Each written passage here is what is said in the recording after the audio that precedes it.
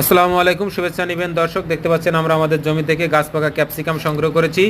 এটা কিন্তু মূলত এভাবে গাছে পাকানো হয় না, কারণ এটার জাতের নাম হচ্ছে ইন্দ্রা গোল্ড।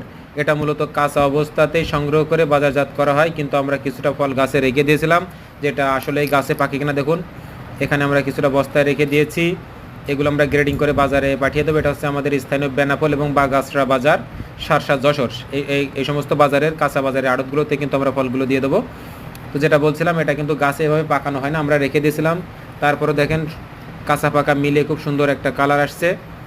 এটা আমরা বাজারে দেবো। এটা আশানুরূপভাবে কিন্তু যথেষ্ট ভালো হয়েছে, যেমনটা আমরা আশা করেছিলাম। দেখুন সাইজটাও কিন্তু অনেক বড়, 3টা 4টাতে কিন্তু কিছু কিছু ফল 1 কেজি আছে, গড় পড়তায় কিন্তু 5টাতে 1 কেজি ধরা যায়।